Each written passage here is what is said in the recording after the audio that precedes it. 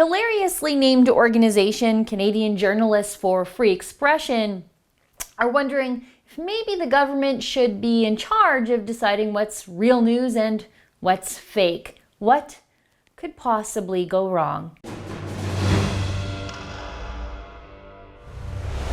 Now, we've talked about the Canadian Journalists for Free Expression, at least a dozen or so times here on The Rebel. They have an Orwellian name because they so often advocate for anything but free expression and free speech. And they rarely run a campaign these days that doesn't end in shame, derision, or deletion for that matter, but I'll get to that in a minute. Let's talk about what they're doing right now. Canadian Journalists for Free Expression, in conjunction with pollster Nick Nanos, conducted a survey asking Canadians their opinions on fake news. They found that a strong majority of Canadians are concerned that fake news is making it more difficult to find accurate sources of information, and Canadians want the government to do something about it. This statement from Tom Henheffer, the CJFE vice president, is, it's unreal. He says, "This is a clear message to governments that Canadians are concerned about the effect of fake news on our democracy." Henheffer then goes on to say that the survey also found that citizens believe the government could do a better job of informing Canadians about its operations.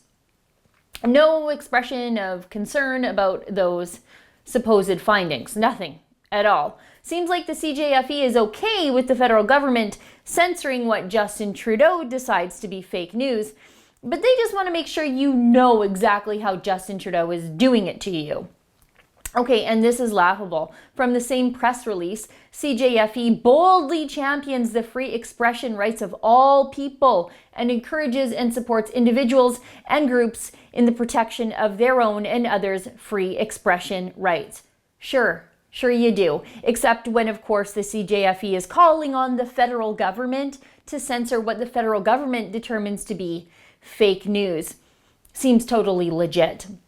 How about the CJFE just stay in their own damn lane for once? On the heels of Justin Trudeau calling on Facebook to censor what Justin Trudeau thinks is mean old fake news, which probably includes me and the Rebel, instead of issuing a statement decrying any form of government censorship against anyone for any reason, CJFE goes looking for evidence and reasoning and public sentiment to make it easier for Justin Trudeau to censor his political enemies like me.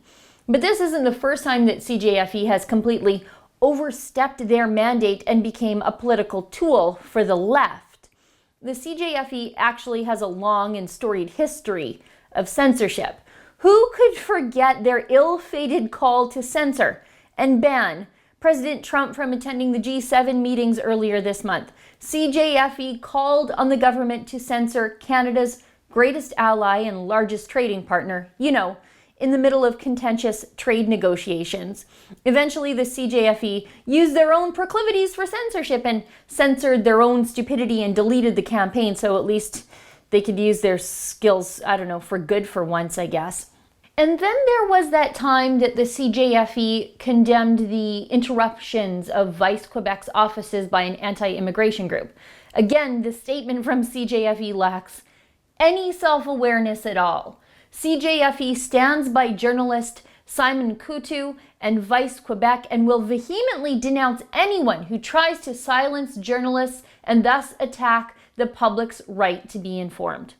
So they're against attacks on the public's right to be informed, but they also want the government to censor fake news. Like what? There's one more CJFE greatest hit from earlier this year. It's another campaign that they had to end and delete in shame. They sent a letter to the government of Canada asking Canada to condemn Israel for defending itself against an armed incursion at the Gaza border, because apparently Israel is really good at war and the Gazans aren't. But that's not exactly within the CJFE mandate, is it? Solving Middle East tensions. But then there are things that do fall within their mandate of defending journalists from censorship and attack. that the CJFE doesn't really seem to notice or care about because the victims of these attacks aren't left-wingers. For example, CJFE has a specific fund called the Women's Fund, designed to protect women journalists from violence and abuse. Fine. Good enough cause, I guess. Almost chivalrous even. But if you go to the CJFE website and search, there are no denouncements of the violence that has happened against female journalists in Canada, like they had for that brief inconvenience at the Vice Quebec office. That's because that very real violence is happening against right-wing female journalists. There's no denouncement of the violent assault that happened against independent journalist Faith Goldie at Roxham Road a few weeks ago by Antifa. There was no denouncement of the violence that happened against me at the Women's March in Edmonton, despite a criminal conviction and a civil court award levied against my attacker. There's no denouncement of violence that happened against Lauren Southern or one of our camera women. No denouncement, no mention of it at all, because we're the wrong kind of lady journalists for the folks at CJFE. They won't vehemently denounce anyone who tries to silence journalists if they're conservative, especially if they're female conservatives. And that's because the CJFE has been colonized by left-wing nuts using the organization to further their left-wing agendas. And it has been that way for a very long time, which is fine. I don't really care. Unlike the CJFE, I don't want to censor people. But let's be honest with the public about who they are when they go around jangling for handouts and donations from you. They aren't really journalists for free expression. That name is just way too broad for this organization now. Canadian journalists for free expression are really just left-wingers for left-wing speech, and even their name is fake news. For the Rebel.media, I'm Sheila Gunn Reid.